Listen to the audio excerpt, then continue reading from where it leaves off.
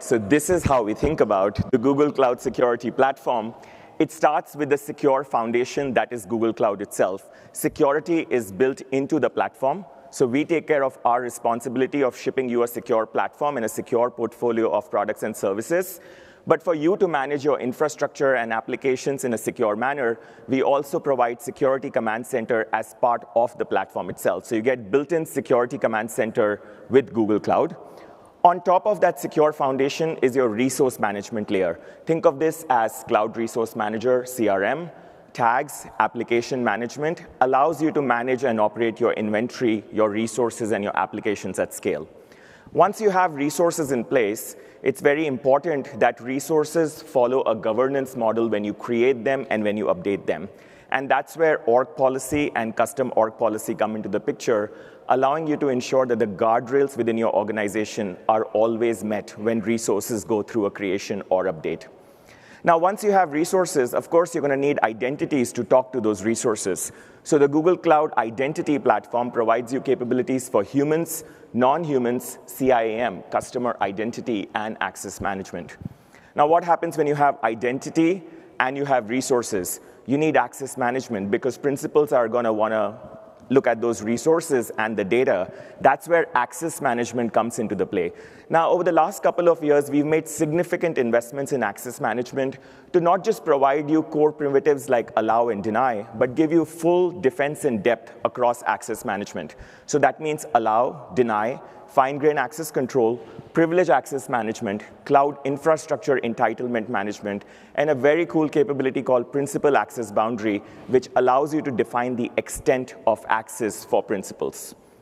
Now, you also need to worry about, on an ongoing basis, how can you measure the risk associated with every authenticated session? And that's where access risk and the defense in depth in access risk comes into play. And the capabilities that we provide you include org restriction headers, identity-aware proxy, context-aware access, VPC service controls to prevent data exfiltration risks, MFA, reauthentication, and IAM embedded ITDR. All of this together is the Google Cloud Security Platform. So if there's one slide that you should be taking a picture of, it's this slide. Because what this tells you is all the set of capabilities that are built into the platform, available for free, and you should be deploying them right now. So that's the Google Cloud Security Platform. Now, across this entire stack, we've shipped a variety of previews and GAs at CloudNext. I'm not going to go through each one of them, but I'm going to call out a few that matter. And on the resource management layer, our tags product and capability is seeing significant investments and enhancements. You now get enforcement policies, semantic association, and even dynamic values natively with the tags feature in resource management. Moving along to resource governance, our custom org policy service now supports over 130 Google Cloud products.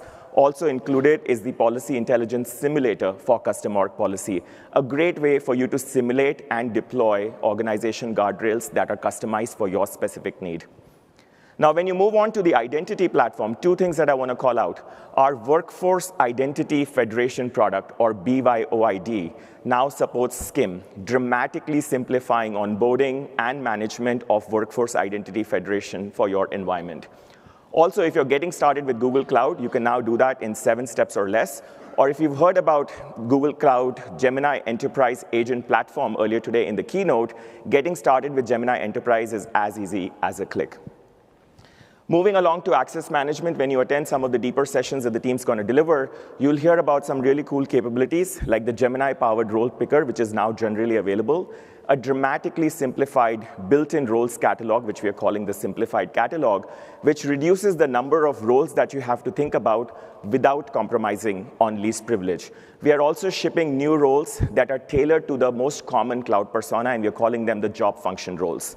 We've also expanded how PAM shows up across all of your access flows. So when you're looking at security insights, we'll give you recommendations on how to take a security insight and immediately convert it into a PAM entitlement to reduce the attack vector, but also de-risk any kind of friction for developers. And then finally, on access risk, a whole set of capabilities shipping for VPC service controls, identity-aware proxy, and context-aware access. But the one that I want to draw your attention to, multi-factor authentication, we are on a committed journey to enable MFA as a mandatory requirement for all customers. For consumer and reseller cohorts, now that's generally available. We strongly recommend that you use MFA when you access any cloud environment, not just Google Cloud. All right, so that was the Google Cloud Security Platform. Last year, that would have been my entire session. I would have shown you that stack, I would have made the announcements, I would have walked off the stage, gotten some applause out of it. But guess what? We are in 2026, and that's not enough. We are faced with agents and AI, and we need to revisit how we think about the platform itself. I'm going to start off by saying traditional IAM is absolutely not enough. We need to reimagine. We need to build a stack for agents in the right manner. And this is what that stack looks like. This is important because every year, the stat on how many human identities and how many agent identities or non-human identities keeps changing. Last year, we said maybe 50x. This year, we are saying 82x. If one of you were to modify my slide and made this 200x, I would still believe you. The reality is non-human identities outnumber human identities. At the same time, if I were to survey this room, it's a representative audience, on when you think about a privileged user, who do you think about? Most of you still think about a human. The reality is 88% of you think a privileged user is a human. At the same time, 42% of your agents already have sensitive actions. They have over-provision and over-permissive permissions. That is a huge attack vector that we all need to think about. There's also this cool Martech's law, and it's in full force with everything that we are trying to see that's happening with AI and agents. What happens is technology grows exponentially, organizations move logarithmically, and it creates a chasm or a divide between the rate of technology change and our rate to respond to that change. And somewhere in there is agent evolution. We cannot slow down the business. As IAM and security practitioners, the business really wants us to move fast. At the same time, we don't want to lose control and governance and guardrails so that the business can deploy AI and agents in a safe and compliant manner. At the same time, we are currently responding to the change in a logarithmic manner. Let me explain how. So agents are growing exponentially. Yes, everybody is experimenting with agents, building agents. Show of hands. All hands go up, right? At the same time, agents also need to start becoming more and more autonomous. What we are trying to do is we are trying to force-fit IAM and IGA that was built in the 2010s for humans. We are trying to force-fit to agents. That's not going to work. It's not going to work because all of us humans have dormant permissions. 97% of us use less than 3% of the permissions that we've ever been granted.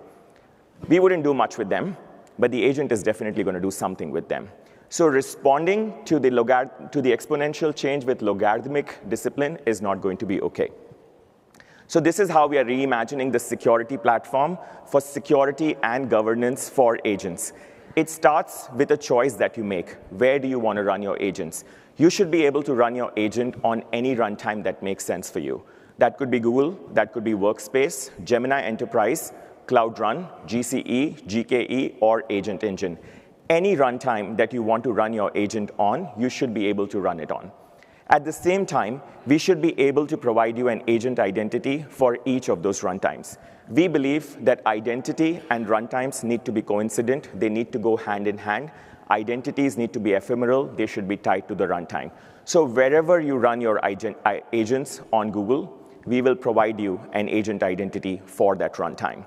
We will also provide you an agent gateway, which allows you at ingress and egress paths to enforce your policy constraints related to all of those agent interactions. Now, once you have those three horizontal stacks in place, now you can start thinking about, I still need guardrails. And guardrails that make sense in an agentic deployment, AI security posture, VPC service controls, because data exfiltration is an even bigger risk now. It also includes compliance manager and org policy. Access management, we no longer have the luxury of building defense in depth iteratively. We need to build it from the ground up. So that includes allow and deny, but it also includes human in the loop. When is the human going to be brought into the loop? When is the human going to observe the agentic interactions? It also includes defining boundaries around the agent access boundary, which is principal access boundary evolving for agents. It also includes day zero and an ongoing governance of the agent's access itself called access governance. So that's the defense in depth pillar for agents called agent access governance. And then finally, more important than ever before, runtime defense and zero trust are very important. And that includes having capabilities like model armor. It also includes vulnerability and threat detection, reputation and fraud defense, and a cool new feature that's shipping this week at Next called agent anomaly detection, which allows you to profile behavior of your agents and figure out when they are starting to look anomalous. This is what that stack looks like in 2 dimensions. So you know how I earlier said that the slide that you should be taking a picture of was the previous slide? Actually, this is the slide you should all be taking a picture of, because this is the new security and governance stack for agents. All of these features are shipping or coming soon. You should be trying them out. You should be telling us what's missing. You should be providing us feedback on how to create the right guardrails for you to deploy your agents the right way. So that's security and governance for agents. My rest of my session, I'm going to go deeper into some of these pillars, starting with agent identity. Now, agentic applications need multiple identities, plural. And by that, I don't mean that they need multiple identities of the same type. What I mean is they need multiple identity types. Let me explain how. For example, if a human needs to collaborate with an agent, the human needs an identity and the agency to collaborate with the agent. Think of that as identity 1. When the agent operates with its own agency, it needs an identity. That's agent identity tied to the runtime of the agent. And occasionally, I, the human, may delegate my identity and agency to the agent to go operate on my behalf. So that's the third type of identity. So please say hello to Bob. No prizes for guessing. Bob on the top right is the anime version of my own speaker image according to Gemini. What Bob is trying to do is Bob's trying to analyze some data. And the way Bob would have done it before is Bob would have done it manually. Now Bob can use the data analysis agent. But to use the data analysis agent, Bob needs to have the ability to collaborate with the agent. So that's identity 1, and the ability to use the data analysis agent. Now, when the data analysis agent runs, it needs to be able to access BigQuery. There's a data set there that it's going to analyze, transform it, find some insights from it. That's identity 2. The agent operates with its own identity and its own agency with the BigQuery data set, performs analysis. Once it has some insights, it needs to post on behalf of Bob to the Slack channel with the insight that it has been able to find based on that analysis.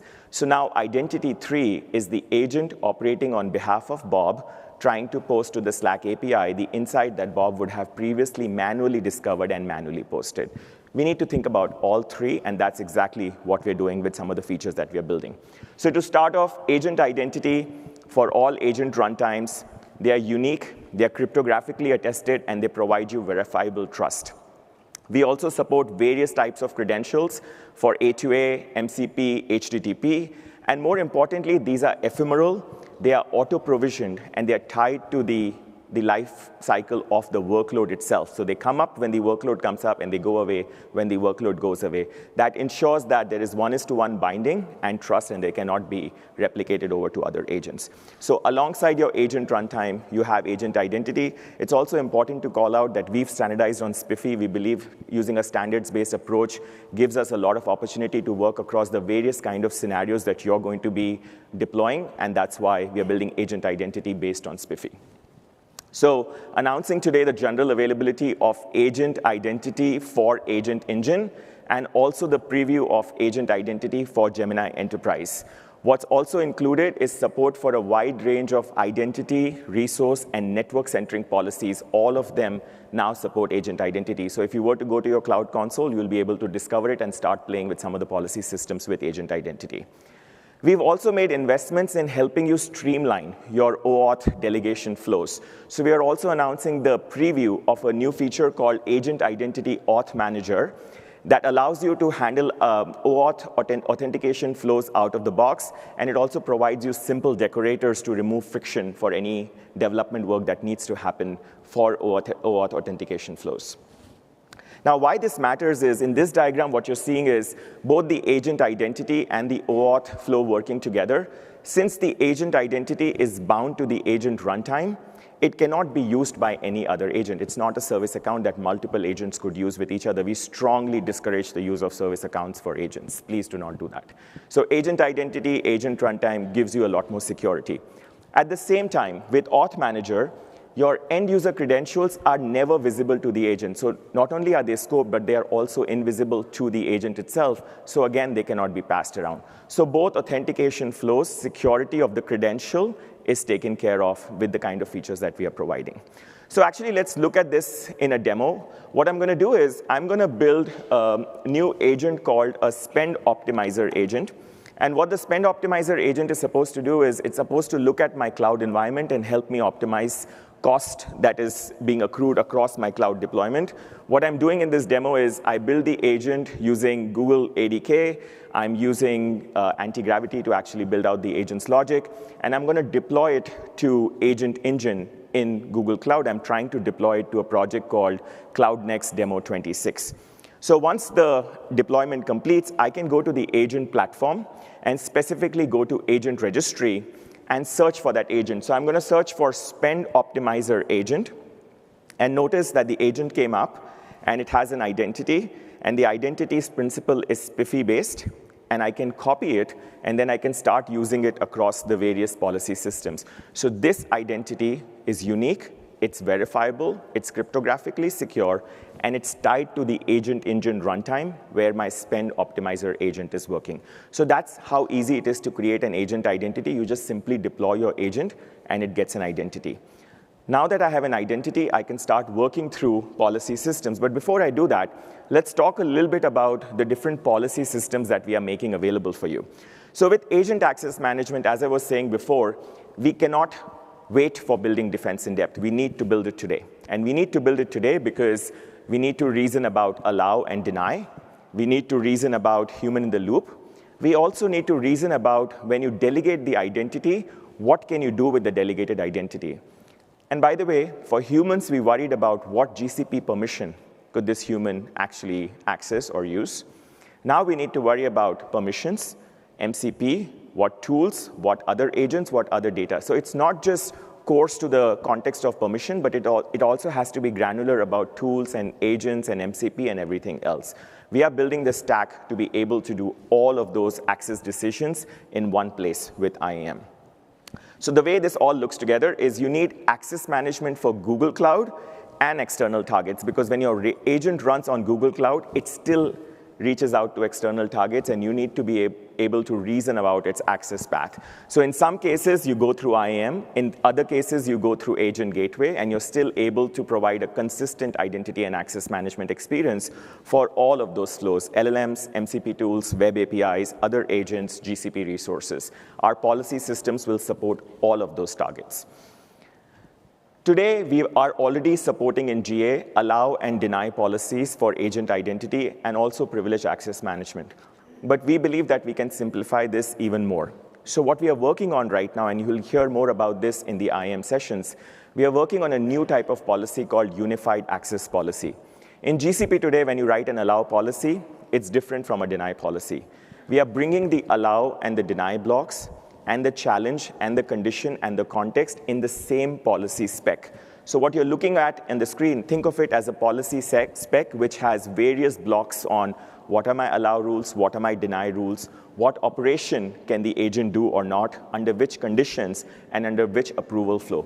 All of that will be encapsulated in one policy specification, and then you can bind that to the agent. Not only does it simplify, but it also enables reusability of the policy itself. And as I mentioned, it will allow you to reach out to various targets, GCP resources, or via the agent gateway to any external targets, including LLMs and web APIs and MCP tools and other agents. So that's unified access policies coming soon, but allow, deny, PAM, PAB, already available for agent identity. So principal access boundaries, don't be surprised if at some point we just start calling it agent access boundaries. This does a wonderful work of restricting the access or the extent of access for your agent. But we are going to improve it even further. We'll also allow you to say, irrespective of the permissions that the agent has been granted, not only should it stay within the confines of this project, it should only be able to do these three things. That allows you to layer defense on top of allow and deny, and even on top of human in the loop, because PAB will trump everything else that you have configured as part of your policy systems. So again, let's talk to Bob, and this time let's not call our agent spend optimizer. Agents have feelings, we need to give them names. So let's call the agent Spock. So what Bob needs to do is work with Spock to optimize the cloud environment. So very logically, it needs to start off with some baseline permissions. So Spock needs permissions to view logs, view monitoring data, look at BigQuery data, because that's where all of the billing export goes. Now, Bob might actually perform some action that, Spock might perform some action that Bob wants to be aware of. So that's where human in the loop comes into play. But you also have to worry about what if Spock tries to delete something that is critical. Maybe it tries to delete a VM that's been marked critical high. So you need deny to be configured.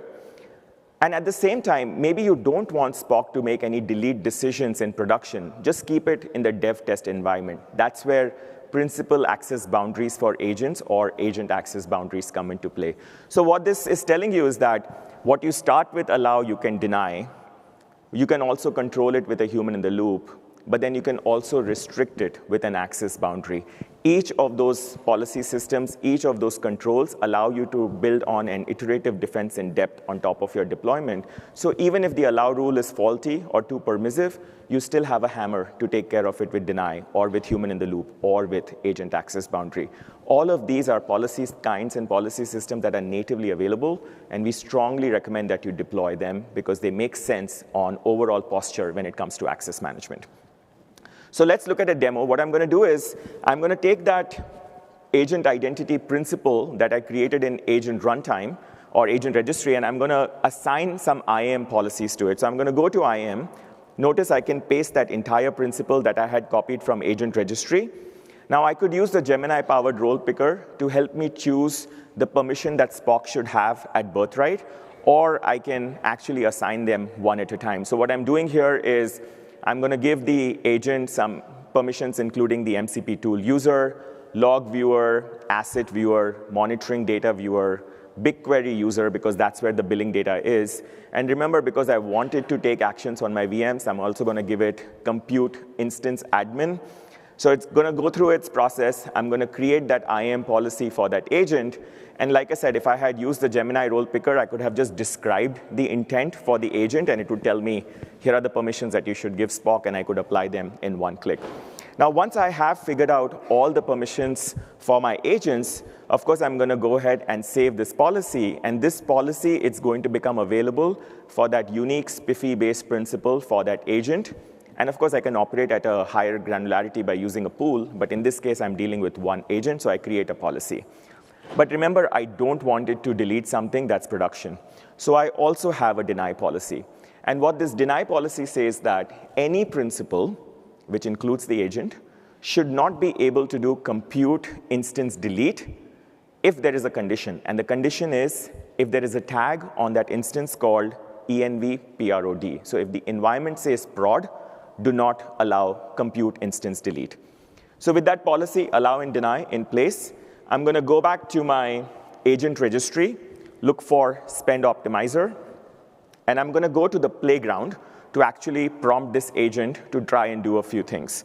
So the first thing that I'm going to do with this agent is I'm going to ask it to show me all of my resources in the order of spend that they have been accruing. So what this is going to do is going to go through my Cloud Next 26 demo project, and it's going to find me the set of resources and the current spend associated with them. Once it comes through, I want to start figuring out which ones of these can I decommission, because I don't want to pay the money where if it's not really being utilized. So I'm going to say which of these haven't really been utilized in the last 7 days. So again, because I have given Spock the ability to look at monitoring data, logs data, it's going to able to figure out what's really being utilized or being underutilized. So what it does is it looks at those resources and finds me a VM ending in app03 on your screen, which is being underutilized. So that's a candidate for deletion or decommissioning. But I need to check, what if it's critical? So I'm going to ask Spock again, are any of these critical? And what's going to happen is it's going to attempt to find a tag associated with that particular VM. And it's going to come back and say it does have a tag, and the tag says env prod. But I'm going to still try and delete it, because why not? So I'm going to say, go ahead and delete the VM in my project. And because delete requires you to tell you which zone, I'm going to tell it to delete it in US Central 1F. I'm brute force trying to delete that particular VM using the agency that Spock has. So let's see what happens when I give that delete command. And once it goes through, what you'll notice is the deny policy will come into effect, because I explicitly said, do not allow the deny if env is prod. So even though Spock has compute instance admin, it's not able to delete the VM because my deny rule came into play. So it's very important to think about not just allow, but also deny, and also human in the loop, and also the access boundary, because agents can still do things in a manner that you don't want them to perform those things. And that's where defense in depth and access management is very important. So we spoke about identity. It's secure, it's tied to the runtime, it's cryptographic. You get one ephemeral. We spoke about access management. There's defense in depth. There's still more to be done. You need to worry about guardrails. And you need to worry about guardrails because the agent's security posture and the posture of the runtime needs to be secure by design. You also need to worry about what all agents and applications and data stores and MCP servers are running across your organization. So you need to be able to discover your entire landscape of AI and agents. And finally, agents pick up skills and packages, and those could have vulnerability. That's a new supply chain compromise. And you need to worry about what's the vulnerability exposure when it comes to all of my agent deployments. So very happy to announce the preview of built-in security for agent platform. This is powered by Security Command Center, built both in SCC, but also in agent platform. It gives you out-of-the-box capabilities, almost all of them agentless, for compliance controls, agentless discovery. Very soon, we'll also perform shadow discovery, vulnerability scanning for your images, any kind of misconfigurations, any kind of identity issues, runtime and control plane threat detections, and the ability to use the security graph to correlate these and figure out what are the toxic combinations that you should absolutely worry about. So I'm actually going to show you all of this in a pretty elaborate demo. What's going to happen here is I'm going to take you to Security Command Center. By the way, Security Command Center has now been enabled by default for all Google Cloud customers. So if you go to SCC, SCC's standard baseline is available for everyone and for free. You can go to AI security, and within AI security, one of the first experiences is what is your AI inventory.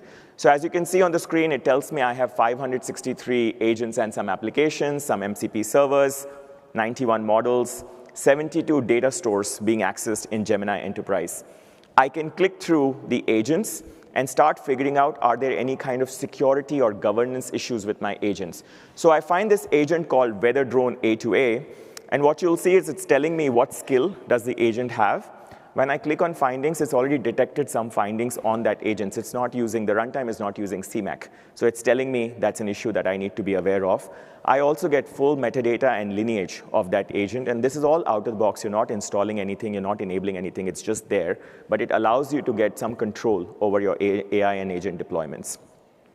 Moving along, you also get out-of-the-box threat detections for agents. So if your agents are trying to evade defense, or they're trying to execute malware, or trying to escalate privilege, you can actually get threat detections for them. So in this case, I have a privilege escalation attempt via sudo, so it's telling me that the threat is currently active. What's the severity of the threat? I get full information on where was it detected, how was it detected. I also get additional source properties that may be required as I try to mitigate the threat vector itself. So that's threat detections for agents directly available out of the box. The other thing that we also make available for you is risks associated with your agentic deployments. Now, there can be a variety of risks in your environment. Of course, you can't process everything at the same time. So we prioritize it based on the attack exposure score of individual risks, and we try to correlate them so that the riskiest issues catch your attention. We also provide you red teaming information on how this risk could actually be compromised, become an actual compromise or an outage for you. So in this particular case, it tells me detailed information about the risk, how many resources are impacted. More importantly, we also tell you how to fix it. Moving along, the AI posture capability also tells you information related to any of your agent runtimes where you might have any kind of vulnerabilities or misconfiguration. So for example, I have 206 software vulnerabilities that I need to be paying attention to right now. So if I were to click through one of them, it will tell me exactly the software vulnerability, in which file was it found, what was the package, what was the CVE, what is the risk associated with the CVE, any additional metadata that's available, and more importantly, how I can actually go ahead and resolve some of those issues that I have in my environment. And then finally, what AI security posture also tells you is information related to the secure by design posture itself. So on the main screen, as you scroll down in AI security, we will tell you when you are not using the Google Cloud Security Essentials for your agent environments the right way. So in this case, for Vertex AI, I'm actually using all of the Google recommended AI Essentials, and it's also telling me there are no findings associated with my Vertex AI environment.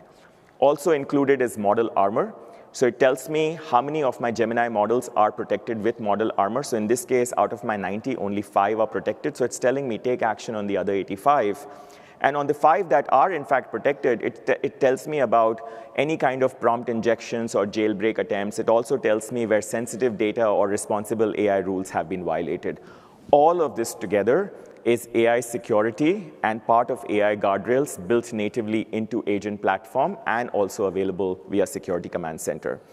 I'm also going to look at the identity-related issues with my Spend Optimizer agent. So I go back to Agent Registry, and I'm going to look at Spend Optimizer, and I'm going to go to Identity. What you'll notice is it provides you the ability to perform an analysis of the IAM policy associated with that agent. So remember, I was just very liberally giving the agent a whole bunch of permissions: log viewer, asset viewer, monitoring viewer, compute asset admin, MCP tool user, BigQuery user, Vertex AI.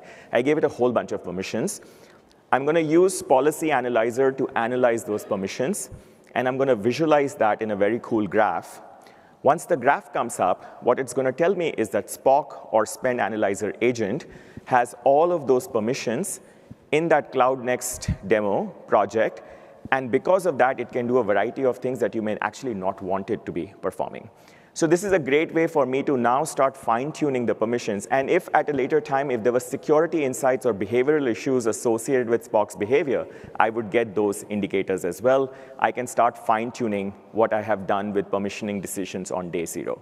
So not only do you have defense in depth, but you also have runtime defense associated with how to think about some of these agents and how do you have the right guardrails. I'm going to quickly talk about runtime defense, and then we'll start bringing this to close and leave some time for questions. I'm going to start off by saying, in the human world, all of us, we used to become insider threats based on 2 reasons. Either we were pissed off, right? We were malicious or pissed off, or if our accounts got taken over. Those were the 2 conditions in which case we used to become insider threats. The reality with agents is, agents are the new insider threats. Agents don't need to be pissed off. They don't need to be compromised to do things that you don't want them to do. So it is very important that we start looking at the behavioral pattern of agents. So Yuba for agents is now agent behavior analysis to detect anomalies based on the behavior. If the behavior of the agent is different from the baseline that you expected, you should know about it through IAM in the control plane itself, so you can take an action related to that agent. You also need to worry about the agent's trust, its own reputation, or any kind of AI fraud that it might be able to carry out in your system. So that's reputation and fraud defense. And then finally, all interaction paths for the agent need to be protected for ingress and egress, input and output, and Model Armor allows you to do that. So all of these form the runtime defense or the zero trust capabilities that we are shipping as part of the agent security and governance platform for agents. Now, when it comes to Model Armor can help you protect in a variety of scenarios for harmful content, PII data, prompt injection attempts, malicious files, or even unsafe URLs. What you're seeing in the diagram is my agent at the center. Every path from user to the agent, or agent to the data store, or agent to another AI model, MCP, other agents or APIs, Model Armor can protect each of those interactions without adding latency to your applications. So Model Armor has a variety of safety detectors. Many of them are already GA. Those include content safety, sensitive data, prompt safety, and Google AV and safe browsing, and additional features coming soon, which includes custom topics, allow list, deny list for you to fine-tune your false positive and your false negatives, and even a custom rule engine. More importantly, Model Armor is also integrated across a variety of our GenAI product portfolio. So Model Armor already works inline for REST API and Apigee, Vertex, Gemini Enterprise GKE, and also in preview for Firebase, GCP MCP, Agent Platform, and LangChain. All of the deployments are inline, and you do not need to make application changes to use Model Armor. With that, I'm at the end of my content. I'm going to quickly recap some of the announcements related to agent identity, not the entire security platform, but specifically for IAM and security for agents. Agent identity for Agent Engine now GA. Agent identity for Gemini Enterprise in preview. Agent identity auth manager dramatically streamlines your OAuth flows in preview. IAM allow, deny, PAM, recommender, and secure MCP access to GCP APIs, all generally available. The unified access policy will come later this year. Principal access boundary for agents is also in preview. Also in preview, VPC service controls for agent, context-aware access, identity-aware proxy. And then when it comes to AI security posture, we just saw agent platform and agent security, including shadow AI discovery coming soon. You also have out-of-the-box threats, toxic combinations, vulnerability scanning, and then a various set of interactions and integrations for Model Armor. Here are some sessions I strongly recommend that you attend. These are the sessions on the IAM track and the platform security track. And then also on the next slide, sessions related to Model Armor, Security Command Center, and reCAPTCHA. I'm going to be up here in the same room tomorrow at 10:30 to talk about built-in defense and the next evolution of Security Command Center in the AI era.